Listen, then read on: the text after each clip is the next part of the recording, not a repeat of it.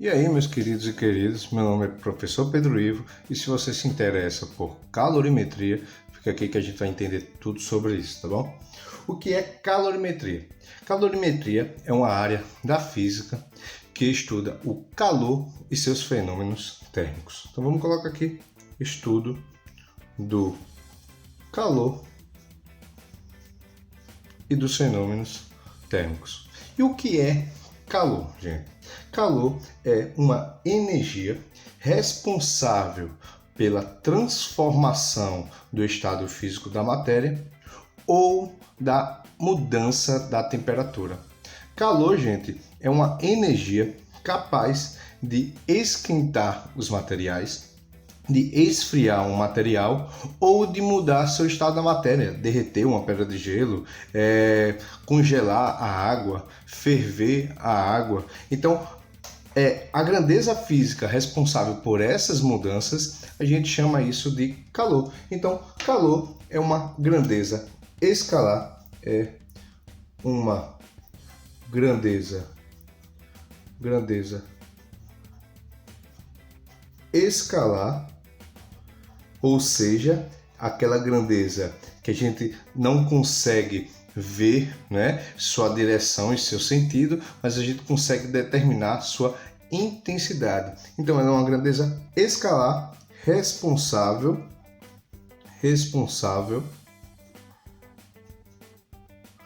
pela mudança da temperatura ou vou até colocar aqui o ou com um outro lápis aqui, ó, ou vou explicar por quê, ou responsável pela mudança de temperatura ou pela mudança do estado ou do estado físico da matéria, tá bom? Então a gente já entendeu o que é calor. Mas como é que se comporta esse calor, né? O calor, gente, o processo natural do calor, ele sempre vai do corpo, né? Então eu vou considerar aqui como corpo A, aqui um corpo B. O calor ele sempre vai do corpo de maior energia térmica, ou seja, vou considerar aqui como temperatura, para o corpo de menor energia térmica, ou seja, menor temperatura, tá bom? Então esse corpo, o processo do calor, ele é transmitido entre corpos sempre de maior temperatura para um corpo de menor temperatura. Isso é um processo natural, né? Existe uma transformação, existe uma transmissão de energia, onde ela possa ir de menor para maior temperatura, existe. Só que para que isso aconteça, é necessário que uma certa quantidade de energia, é necessário que uma certa ação externa seja provocada sobre esse sistema, fazendo com que o calor converta, né, mude o seu sentido, indo de uma menor temperatura para uma maior temperatura, tá bom? Só que lembrando, isso daqui é um processo natural. Exemplo de processos que não são naturais, né, que faz um processo contrário, a gente tem como exemplo ar-condicionado, refrigeradores. Esses refrigeradores e ar-condicionado criam um processo contrário, né, indo de menor para maior temperatura. E o que acontece quando um corpo de maior temperatura cede calor para um corpo de menor temperatura? Então, o que vai acontecer? E esse aqui, como tem maior temperatura, ele cede calor, né? Enquanto esse aqui ele vai receber, ele recebe, teve um erro aqui de digitação, recebe, né, calor. Tá certo? Um cede, outro recebe calor. O que acontece quando esse cede? Todo corpo que cede, que retém tira calor, vai existir uma diminuição de sua temperatura, fazendo com que ela saia de uma temperatura aqui, por exemplo, 30, chegando até uma temperatura T qualquer. Então, toda vez que o corpo cede calor, ele diminui a temperatura. E todo corpo que recebe calor, vai existir um aumento de sua temperatura. Quando existe uma troca de calor e esses corpos, ao seu final, chegam com a mesma temperatura, a temperatura do corpo A é igual à temperatura do corpo B, a gente chama isso, tem um nomezinho para isso, e a gente chama isso de equilíbrio térmico. O que é o equilíbrio térmico, né? Equilíbrio térmico é o momento onde os corpos eles param de trocar calor entre si, né? É o momento onde o corpo A para de ceder calor e é o momento onde o corpo B para de receber calor, tá bom? Então é o momento onde eles chegam à mesma temperatura. Isso significa dizer que eles param de trocar calor entre si, pois é necessário que um corpo tenha maior temperatura para menor temperatura para existir esse processo de transmissão de calor. Então a gente aprendeu tudo sobre calor, né? Mas a gente também pode classificar esse calor. Como eu já disse para vocês, o calor ele é uma grandeza responsável pela mudança de temperatura ou, coloquei um ou bem grande aí, ou estado físico da matéria. Então ele pode criar uma mudança do estado da temperatura ou do estado físico, né? Então a gente pode classificar o calor de duas maneiras, né? Então a gente vai chamar o primeiro calor de calor sensível. Vou chamar aqui de calor sensível,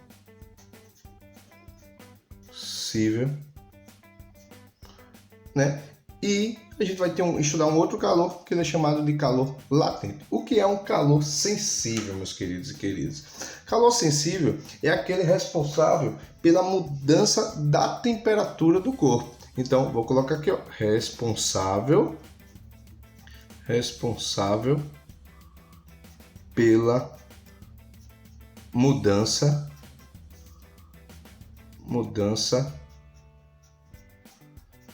de temperatura.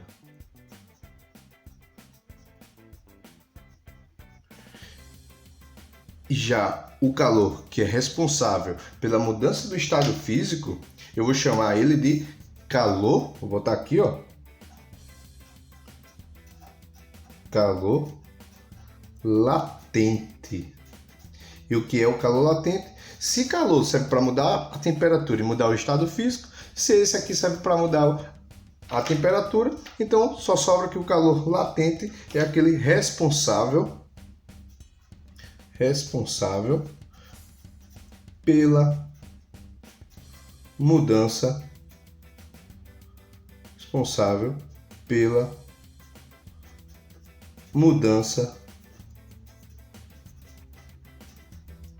do estado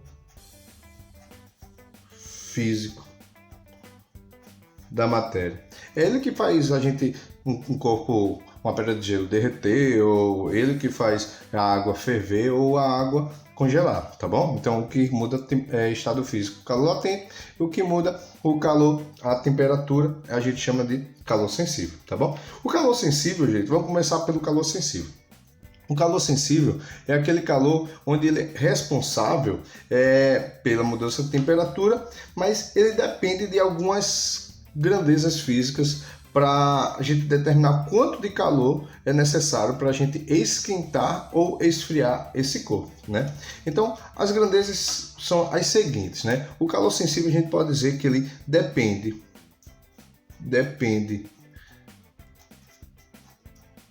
da natureza do material, depende da massa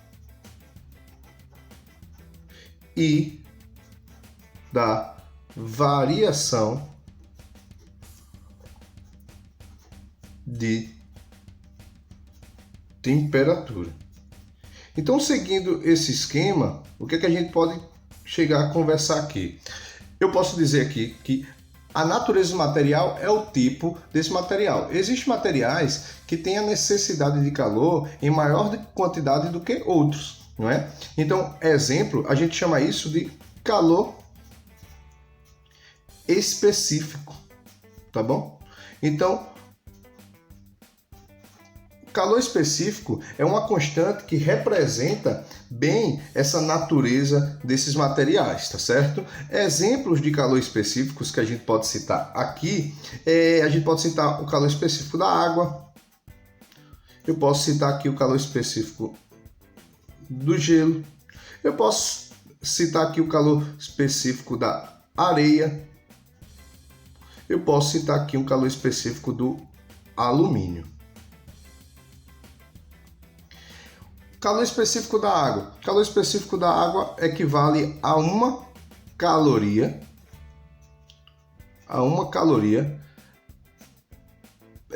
Por graus Celsius vezes gramas. Do gelo, 0,5 caloria por graus Celsius vezes gramas. A da areia, 0,22 caloria graus Celsius vezes grama, e do alumínio 0,1 caloria por graus Celsius vezes grama. E o que significa essa caloria por graus Celsius vezes gramas? Isso significa a quantidade de calor necessária para eu esquentar ou esfriar 1 grau Celsius para cada grama do material. Então eu vou colocar aqui necessidade calorífica, né? Quantidade de calor para variar 1 grau Celsius de cada grama do material. Então, é isso o que é um calor específico. Cada material ele vai ter uma quantidade energética, né? Vai ter sua necessidade energética. A água ela precisa de 1 caloria, o gelo de 0,5, a areia 0,22, o alumínio 0,11. Se você considerar, se a gente colocar como exemplo, se cada material desse receber 1 caloria, você concorda comigo que a necessidade da água é de 1 caloria para esquentar 1 para cada grama dele. Então, ele vai esquentar 1 grau Celsius. O gelo, você recebe 1 caloria, vai esquentar 2 graus Celsius para cada grama dele. A areia, ele vai necessitar de 0,22 calorias para esquentar 1 grau Celsius para cada grama. Então, se ele recebe 1, ele vai esquentar 5 graus Celsius, 1 grama de areia. O alumínio, se recebe 1 caloria, vai esquentar em torno de 10 graus Celsius, 1 grama desse alumínio. Então, você percebe que os materiais recebendo a mesma quantidade de calor, a mesma quantidade energética, tende a esquentar de formas diferentes, tá bom? Vamos continuar, vou dar uma pausadinha aqui e depois a gente volta. Voltando aqui, meus queridos e queridas, a gente tem outro fator para a gente calcular a quantidade de calor sensível necessário para esquentar o material, além do calor específico, é a capacidade térmica. E qual é a diferença entre a capacidade térmica e o calor específico? Quando a gente falava de calor específico, era a quantidade de calor para esquentar 1 grau Celsius para cada grama de um material. Então, quando a gente falava de calor específico, eu estava falando de 1 grama. Mas quando eu falo de capacidade térmica, eu estou falando da quantidade de calor necessária para esquentar 1 grau Celsius, mas agora de toda a matéria. Qual a quantidade de calor para eu esquentar 1 grau Celsius de 100 ml? Qual é a quantidade de calor para eu esquentar 1 grau Celsius de 300 ml de água? É bem simples e bem fácil. Foi falado agora que o calor específico, né? O calor específico da água é de 1 caloria para esquentar 1 grau Celsius de cada grama ou ml, né? O que significa dizer isso? Que cada ml aqui, para poder esquentar 1 grau Celsius dessa água, vai ser necessário ela receber 1 caloria. Então, se cada ml dessa água, para eu esquentar 1 grau Celsius, é necessário eu ganhar 1 caloria, então como eu tenho 100 ml, cada ml desse vai precisar receber 1 caloria. Então, a quantidade de calor necessária para eu esquentar esse copo d'água vai ser uma quantidade de calor de 100 calorias. Lembrando que eu não cheguei a conversar com vocês, caloria é a unidade de calor, tá bom? A mesma coisa aqui. Se a gente chegou a conversar que para a água é necessário ganhar 1 caloria para eu esquentar 1 grau Celsius de cada grama ou ml do material, se eu tenho 300 ml, eu vou precisar receber aqui 1 caloria para cada ml desse material. Então vai ser necessário aqui 300 calorias, né, de material. Então eu tenho 100 calorias, 300 calorias. Foi muito simples isso. Mas quando a gente não tem essa relação visual para a gente entender com tanta facilidade, como é que a gente calcula a capacidade térmica? A capacidade térmica ela é muito simples de calcular. Ela pode ser calculada da seguinte forma: capacidade térmica, Czão, é igual a quantidade de calor doada dividido pela variação de temperatura. Sendo assim, a gente consegue determinar o valor da capacidade térmica. E ver se não dá certo, né? Capacidade térmica é 100 calorias dividido por 1. A gente vai ter uma capacidade de 100 calorias por grau Celsius. Ou seja, são necessárias 100 calorias para eu mudar 1 grau Celsius. Ou aqui, ó, 300 calorias variando 1 grau Celsius, são necessárias 300 calorias por grau Celsius. Então a unidade de capacidade térmica, tá bom? Vou botar tudo colorido aqui para ficar bem fechoso, né? E aí a unidade de capacidade térmica é caloria por grau Celsius. A quantidade de calor para eu variar uma unidade de temperatura, 1 grau Celsius, tá bom? Mas a gente também pode determinar a capacidade térmica se utilizando de uma formulazinha, que é Czão, capacidade térmica, é igual a massa do corpo, a quantidade de massa que esse corpo possui, vezes o calor específico, tá bom? Então a gente tem aqui, vamos só colocar aqui, eu tenho aqui, que aqui seja capacidade térmica, só para a gente separar aqui, ó, capacidade térmica. Aqui o M a gente já sabe que é massa. E aqui eu tenho que esse Czinho aqui é calor específico. E ver se isso não é verdade. E ver se isso daqui não fala bem do que a gente estava comentando agora. Calor específico é a quantidade de calor por grama. Por grama. Cada grama precisa ganhar essa quantidade de calor.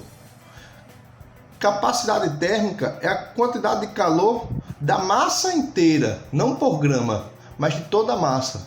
Então, você concorda comigo que a capacidade térmica é o calor por grama vezes a quantidade de gramas que a gente tem naquele material. Então, se eu tenho 100 gramas vezes o calor por grama, eu vou ter um calor total, tá bom? Então, a gente pode determinar o valor da capacidade térmica se utilizando também dessa fórmula.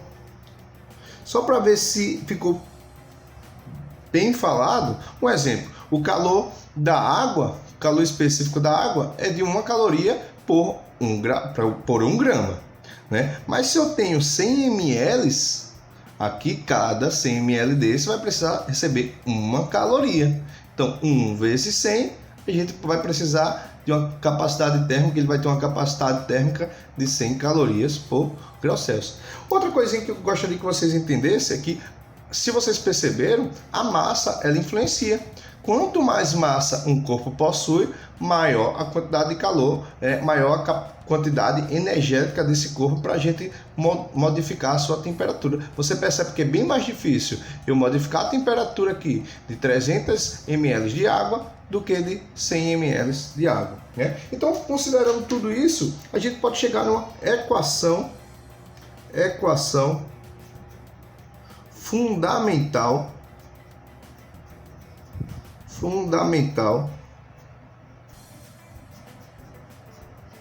do calor sensível,